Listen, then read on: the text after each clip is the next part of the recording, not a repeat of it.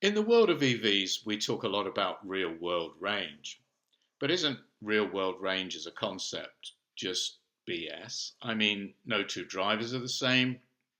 Every day is different in terms of temperature, rain, whether you've got the heater on or the air conditioning on, and the type of terrain that you're driving over.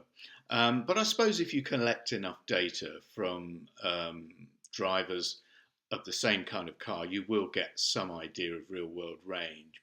But anyway, last weekend we had beautiful weather here in Western France. It was between 21 and 25 degrees, and we went out to the coast, which is pretty flat terrain. It's a route I've done many times, but a route that in the past I have picked up a few speeding fines on.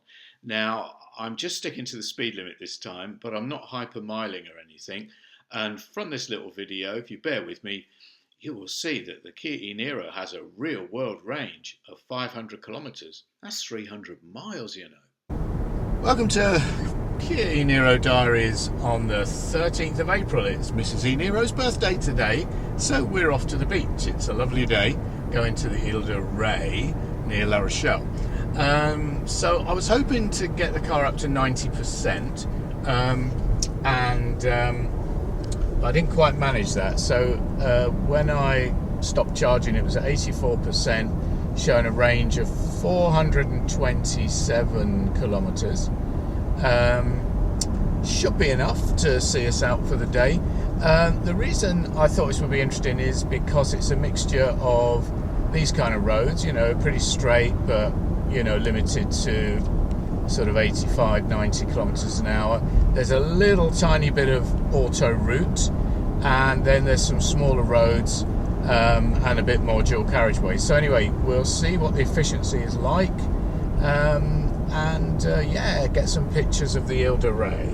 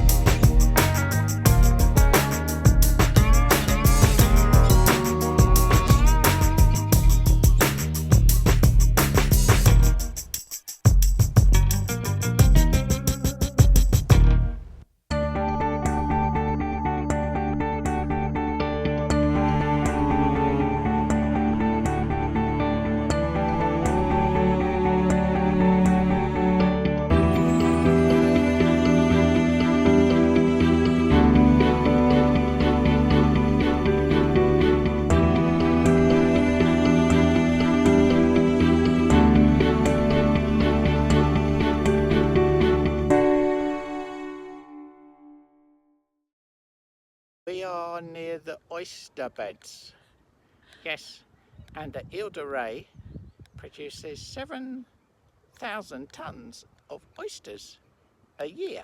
Did you know that, Willow? I did not know that.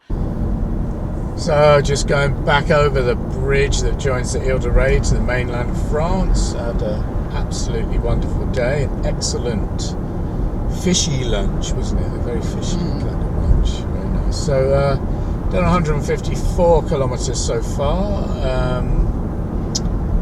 efficiency of 12.3 kilowatt hours per 100 kilometres. That's like comfortably above 5 miles a kilowatt hour territory. And yeah, so another 120 probably to get home, and then we'll have a look at it then.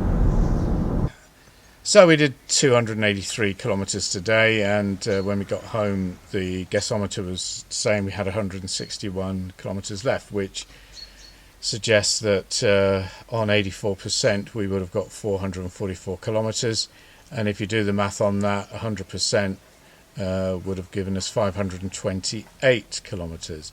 But if using the other measure, which is the efficiency, so 12.4 kilowatt hours used per 100 kilometres, that suggests that 100% would give you 516.